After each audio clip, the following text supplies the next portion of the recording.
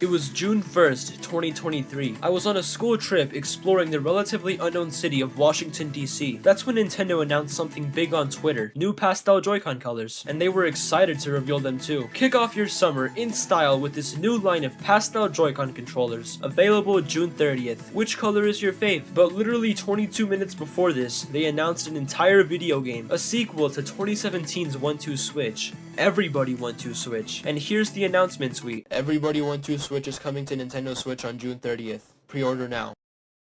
A year prior to this, there were leaks about this game's existence and how it tested horribly with game testers. In fact, quote, trusted employees at Nintendo feared the game was so bad it would damage Nintendo's reputation. Clearly, these guys never played Mario Tennis Ultra Smash. Eventually, the game was announced, and the new Joy-Con colors were also announced less than half an hour later. I vaguely remember making this meme while standing in front of Martin Luther King Jr. Anyways, they tried to overshadow this game with new controller colors. I like to think that's the only reason we have these pastel Joy-Con. I've also never seen a game announced in a tweet. I mean, that's usually in a Nintendo Direct, or at least a YouTube trailer. It was also revealed the same month it released. The only other instance I can think of this happening was Mario 3D All-Stars, which was a limited time release for Mario's 35th anniversary. Anyways, with everybody 1-2 Switch, they were trying to release a game while actively getting as few people as possible to know about it. It's like a store stocking up a bunch of an item while hoping nobody buys it. Nintendo succeeded. Their announcement post only got 9 million views. We didn't see any gameplay until they shadow dropped the trailer 19 days later on June 20th. One day before a Nintendo Direct. Not only did they consciously choose not to include it in the Direct, but they used the Direct to once again overshadow the new trailer. At this point, they're gonna announce a whole new console the day the game comes out. The trailer showed people playing some of the new minigames, and this was interesting to say the least. Albeit, June 30th came and the game released. The original sold a very solid 3 million copies. This one never even got public sales data. I never intended to buy the game, but when I had cousins come over the next day on July 1st, I decided to pull the trigger on this new Nintendo party game. Holy smokes, what a fun time that first play session was. It was dopamine hit after dopamine hit. Outside of Mario Party, none of us had really ever played a dedicated party game, so we had nothing to compare it to. The key to happiness. The game has 16 decently fun minigames and hit bump. One game that caught our attention was Joy-Con Hide and Seek. In this game, you hide the Joy-Con and seek it. There's a hider Joy-Con and a seeker Joy-Con. The hiding team hides their Joy-Con somewhere in the room. It could be a closet, inside the couch, or your pocket. Don't hide it in someone's clothes. Not your pocket. The seeking team then barges into the room to look for it. The seeker Joy-Con has a feature where you can press buttons to cause the hiding Joy-Con to vibrate. Your options include quiet vibration and Joy-Con dropping vibration. Both teams take turns hiding and seeking. The goal is to find the opposing Joy-Con as fast as possible. The seeking team with the lower time wins. Our first time playing this, my team hid our Joy-Con in a tissue box. It was that same day I learned that tissue boxes are not great at blocking vibrations. One time we were playing at my grandma's house and we tried hiding it in the kitchen. That ended with the vase getting broken, so that was an experience. But typically the strat here is to hide it deep somewhere. This game is less about keeping the Joy-Con out of sight and more about keeping the vibrations as quiet as possible. Our most effective strategy was stuffing it inside a basket full of blankets. Genuine silence when the Joy-Con vibrated. The other team was searching forever. So yeah, just stuff it behind a bunch of other things and you should be good. Just refrain from putting it in certain deep things. Another game we like to play is Samurai Sword Fights. This is a reaction time game where it randomly matches you up against someone from the other team and you have to strike as soon as you hear the word. Just make sure you play with people your own age, cause I often play with my younger cousins and I kill them every time, no mercy shown. It's too easy. Strike! I'm so sorry. Are you okay? There's another neat game called Relay Race where you gotta shake your Joy-Con as hard as you can, then hand it off as the baton to the person behind you. Oh man. The game randomly assigns both teams heats. You get in a line with the first leg in front and from there play it like an actual relay. To win this game, you want to pretend that you're rolling dice, like you've never rolled dice before. Then you hand it off to the person behind you. There's a 44% chance it gets dropped, but if you can master your baton passing, you'll be the next Usain Bolt. The game also boasts an impressive lineup of completely original party games, like Kitchen Timer, where the stopwatch disappears and you gotta keep counting in your head and stop it at a certain second, or Balloons, where you try to blow a balloon more than the other team, but without popping it. This is literally ripped out of Mario Party. And don't even get me started on bingo or musical chairs. There's even a red light green light-esque game called Statues, and I gotta say, this kid. When he's not looking, you gotta shake your Joy-Con to move your marker. The goal is to reach the kid, so we can pull his stupid eyes out of his stupid sockets. This guy's a cheater. This game's totally unfair. He'll be looking, then he'll turn around. Oh, he's looking again. Freeze.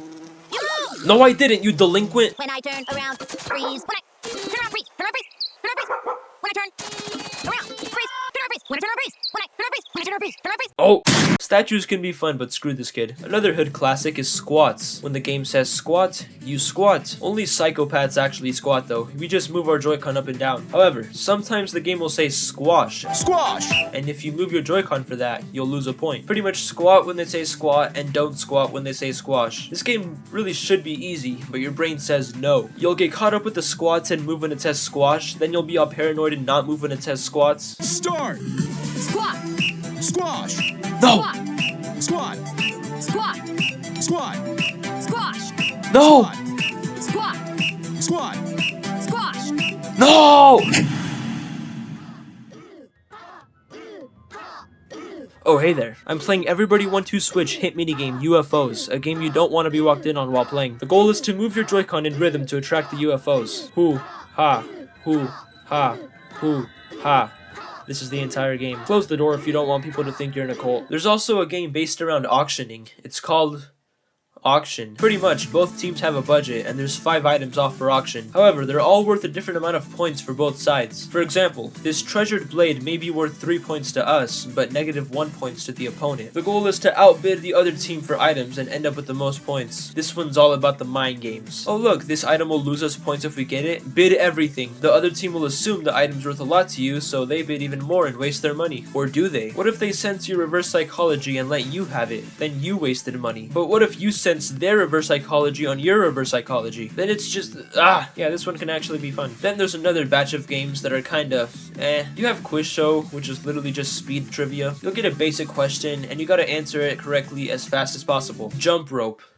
You jump over the rope. But if even one person on your team messes up, then you all lose, and there's always someone on your team that messes up. There's ninjas. This game is basically impossible to lose if you're the deflector. The other team will swing their Joy-Con to throw shurikens, which makes a noise, and you have to react fast enough to deflect them. But like, this is way too easy. You can literally do this with your eyes closed. Just swing every time you hear a noise. The other team will try throwing a bunch at once or wait forever to throw one, but the same strategy applies. Just swing every time you hear the noise. Begin!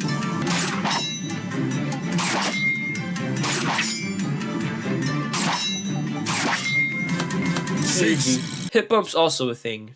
It shouldn't be a thing. And then there's the final Everybody 1-2 Switch game I haven't talked about. Color Shoot. This one's a classic. So Everybody Switch actually has 2 playing modes, Joy-Con mode and phone mode. You can play this game with your phone, and Color Shoot is one of the phone exclusive minigames. Pretty much, the game shows a certain color on the screen, and you have to go around the room and take a picture of that color. Red? There's nothing red here. Wait a second. I knew this was a good purchase. Every time you play this, it's quite fun, although I swear the 1-2 Switch website purposely drops the saturation of your camera. You'll take a picture of this, and it'll look like this. I don't know how the game scores your pictures, but you'll get a certain amount of points based on how much of the color is in your photo. On one of my old channels, we actually played this game with like 20 people on stream. The first color was marigold, and everyone took their pictures. Third place was something USB. Second place was a chip, and first place was me with the cheddar and sour cream chip bag coming in clutch. Round 2 was cyan. I took a picture of my Snorlax plush, which got 14th place. How? Third place was half a fork. Second was Sonic All-Stars Racing Transformed Bonus Edition on the Wii U, which does not have more cyan than my Snorlax picture. And first was Polar Ice Extra Gum. The final round was red. Of course, there's my Alarmo pick. It got 12th. Third place took a picture of the demonstration color on screen. Second place took a picture of the front of a Joy-Con, and first place took a picture of the back of a Joy-Con, which does in fact have more red. A rare instance where having a Switch 2 was actually worse. But yeah, this game is pretty fun. It wasn't until after the live stream though that I remembered this game doesn't have a censorship feature. This means people could have taken a picture of anything they wanted and it would have appeared on my live stream so long as they got top 3. Some goofball could have taken down my channel that day.